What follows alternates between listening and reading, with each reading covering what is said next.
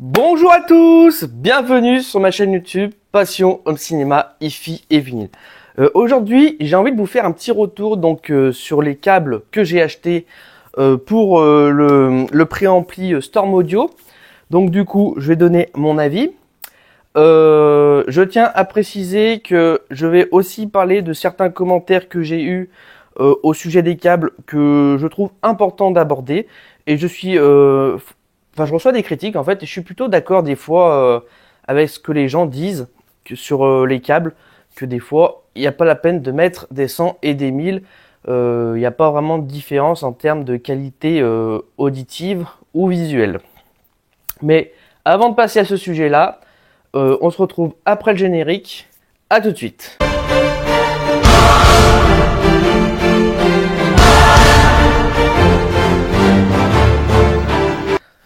Donc, comme je le disais, les câbles, forcément, c'est un grand débat. Et c'est vrai que, en fait, pour moi, c'est une question de marketing. Voilà. Ça veut dire que les fabricants d'amplis, de préamplis, enfin de matériel électronique dans l'audio-vidéo vendent à des prix des fois exorbitants. Hein. Ça peut aller de 2000 € jusqu'à 20, 30, 40, 50 000, etc. Et ils se disent, forcément, que s'ils arrivent à vendre des produits à des sommes astronomiques, pourquoi ils ne vendraient pas des câbles quasiment au même prix? C'est vrai que quand on achète genre un Storm Audio qui coûte environ 18 000 €, tu te dis, bon, t'aimerais quand même lui foutre au cul des câbles qui sont quand même plutôt haut de gamme. Mais dit haut de gamme, forcément, ne dit pas forcément qu'il y aura un meilleur son. Voilà. Les câbles sont de conception de meilleure qualité, j'en suis persuadé, peut-être avec un meilleur blindage, peut-être avec une sélection de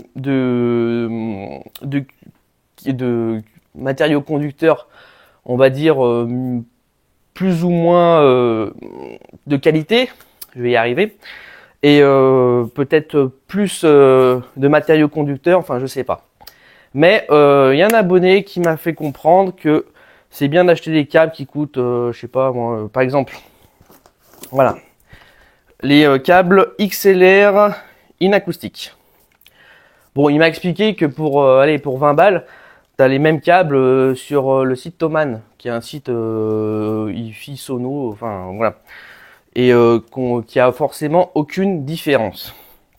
Je suis d'accord avec lui, mais moi, pour ma part, après ça n'empêche pas que je suis d'accord, hein, c'est que je voulais un câble, voilà, qui soit robuste, qui soit durable dans le temps. J'ai pas envie de changer mes câbles tous les 5 ans ou peut-être tous les 10 ans. Mais bon, déjà 5 ans, c'est déjà pas mal, je trouve. Mais voilà, j'ai pas envie de changer mes câbles, on va dire, tous les 5 ans. Je veux un truc qui soit quand même assez blindé pour éviter d'avoir des interférences ou des trucs comme ça. Donc oui, j'ai mis entre 60 et 80 € dans des câbles. J'aurais pu prendre des câbles beaucoup moins chers. Mais on va dire, il faut se mettre aussi dans la tête que voilà, quand tu achètes un produit qui coûte une telle somme, les gens s'attendent à que tu mettes une somme aussi importante dans le câblage. Même si ça fera exactement le même travail si tu achètes un câble à 20 balles. Hein, voilà. Mais en attendant, je vais vous parler de ce câble du coup, vu que ça fait 2 mois que je l'utilise à peu près.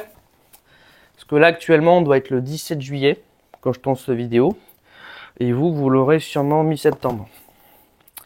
Voilà, alors je prépare des vidéos d'avance, je précise évidemment, pour être, on va dire, serein. Et surtout, évidemment, des fois je pars en vacances, j'ai pas le temps de tourner des vidéos. Donc, quand je pars en vacances, je prépare des vidéos d'avance. Comme ça, je suis tranquille, en sachant que je ne suis pas rémunéré par YouTube. C'est un passe-temps. C'est pour ça que j'évite de passer trop de temps à faire mes vidéos. Le montage, des fois, me prend plus de temps que le tournage. Donc c'est assez compliqué, il faut que je casse ça dans ma journée et c'est pas évident. Donc ces câbles, j'en suis extrêmement content. Même si un autre câble moins cher aurait fait l'affaire. Mais j'en suis content, je ne perçois aucune interférence dans les enceintes, même quand je monte le volume à fond du préampli. D'ailleurs, en parlant de ça, les RCA avaient un petit bourdonnement dans les enceintes. quand je montais un peu le volume, mais bon, il fallait vraiment coller son oreille à l'enceinte. Là, on n'entend vraiment rien par contre avec les XLR. Donc, gros point, très bon point. Que dire de plus? Ben, par rapport au RCA, si je trouve qu'il y a une qualité audible supérieure. Après, je sais pas si c'est un effet placebo, je vous dis ce que je ressens. Après, vous avez le droit de dire que c'est un effet placebo. Voilà.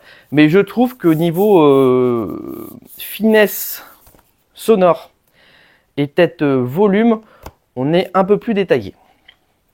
Par rapport au RCA que j'avais, et je me souviens plus de la marque des RCA. Attendez 2 secondes. Je dois en avoir un par là, il me semble. À moins que je l'ai rangé. Bon, j'ai dû le ranger. Je vous mettrai le nom par là ou par là des câbles que j'ai utilisés en RCA, qui étaient très bien d'ailleurs, hein, j'en étais content. Mais je trouve qu'on a un plus avec les XLR. Ensuite, le câble HDMI Câble Master. Là, pareil, je crois que c'est la même personne qui m'a fait la critique avec les XLR. Donc là, pareil, évidemment, avec un câble beaucoup moins cher, comme le câble que j'avais avant dans mon installation, faisait très bien l'affaire, il n'y a pas de problème. Je l'ai changé pour une raison, la longueur. C'est pas par qualité de câble ou quoi que ce soit, c'est vraiment par la longueur. J'avais besoin de plus, de 15 mètres au lieu de 10 mètres. C'est dommage qu'il n'y ait pas des mètres intermédiaires, parce que du coup, j'ai beaucoup de rab du côté vidéoprojecteur et j'ai beaucoup de rab côté source. Mais bon, pas grave, hein. Et on est plutôt très bien avec ce câble. J'ai pas de meilleure qualité d'image, j'ai pas de meilleure fluidité, même si au début j'ai eu l'impression d'avoir une meilleure fluidité, mais ça venait peut-être des réglages que j'avais fait en court temps, donc c'est pas prouvé. Mais le câble est très bien, il est très robuste et j'en suis content, beaucoup plus robuste que le câble que j'avais avant. Donc on est très bien. Après, un câble moins cher aurait sûrement fait la même chose. Mais après, c'est comme je dis aussi, faut que ça dure dans le temps. Et vu que là, le câble est robuste, j'aurais peut-être des chances que ça dure plus longtemps dans le temps ou pas, on ne sait pas. Voilà. Il faudrait que des fois, il faudrait mettre 2 câbles côte à côté, un bas de gamme et un haut de gamme, les faire utiliser en même temps, par exemple, et faire le test de durabilité. Ça pourrait être intéressant. Voilà. Mais en attendant, j'en suis content de ce câble, même s'il est un peu cher, mais au moins, fonctionne très bien. Après, il y a un petit sujet que je voulais aborder avec vous, c'est le sujet, en fait, vu qu'ils nous vendent du matériel, comme je le disais, hors de prix, ils se disent, bon, on va vendre du câble hors de prix. Mais c'est comme, moi je vous dis, les câbles secteurs, ça c'est un truc que j'ai jamais cru. Voilà, vous avez du matériel, un amplificateur de puissance, un préampli, vous leur mettez des gros câbles, machin. Bon après, les gros câbles, ils sont forcément peut-être plus blindés, tout ça. Voilà. Après, est-ce que ça purifie le courant? J'en sais rien du tout. C'est vrai que je me suis jamais intéressé. Mais faut bien penser que quand vous mettez un câble dans une prise, donc le câble il coûte, je sais pas moi, 500, 6000 euros. Il y en a même à 10 000 euros. J'ai vu des trucs aberrants. Et mais pensez à une chose, c'est votre installation électrique. Parce qu'en fait, vous avez une installation électrique, très bien, avec des petits câbles de 1,5 mm², hein, que ce soit la phase, le neutre et la terre.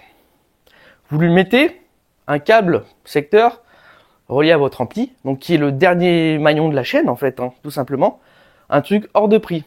Je suis pas sûr qu'en fait ça améliore quelque chose. D'ailleurs, je vais vous mettre une image par là ou par là. Ça va vous dire, ouais, en effet, ouais. En vrai, ça sert à rien. Après, je le dis, c'est mon avis. Hein. Voilà, je sais pas s'il y a des tests qui ont été faits. Il y en a plein qui disent qu'il y a des tests à l'aveugle qui ont été faits sur les câbles et du coup, on trouve qu'il y a une meilleure qualité, une meilleure machin. Après, c'est peut-être un effet placebo. Après, les tests à l'aveugle, c'est vrai que on se dit, si c'est à l'aveugle, ça doit être ça. Bon, moi en perso, j'y crois pas tellement. Mais bon, après, chacun est libre de penser ce qu'il veut. Voilà. Mais c'est pour parler, ouais, les câbles, c'est un grand débat dans l'audio vidéo. C'est vraiment, voilà, on a de tout, de tous les avis, de toutes les opinions qui existent. Voilà. Moi, comme je dis, mon intégrateur, moi, il m'avait conseillé du AudioQuest parce que lui, il travaille avec AudioQuest, c'est son partenaire pour la fabrication de ses enceintes. Après, il relie aussi en RCA ou en XLR. Voilà, il prend que du AudioQuest. Après, c'est son choix. Après, je sais pas s'il est sponsorisé par AudioQuest, mais en tout cas, il est partenaire. Donc, voilà. Après, au choix de chacun, même si... en fait, c'est au choix de chacun de choisir le câble qu'il a envie de mettre dans son installation. Voilà. Après, mettez pas des câbles plus chers que votre installation. Je pense pas que ça soit très utile. Mais je pense qu'il y a un juste milieu à avoir pour certains et peut-être pour se rassurer soi-même. Voilà. Donc, si vous avez une installation à 600 000 euros, peut-être pas, mais 60 000 euros, vous pouvez au moins avoir peut-être entre 500 et 2000 euros de câbles dans votre installation. Bon, ça sera pas trop négligeable. Voilà, sur ce, je vais vous laisser. Donc n'oubliez pas, visionnez, écoutez, mais surtout, n'oubliez pas de kiffer, c'est le plus important. Profitez de vos systèmes, profitez de vos installations.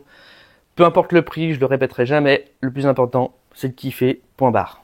Allez, salut!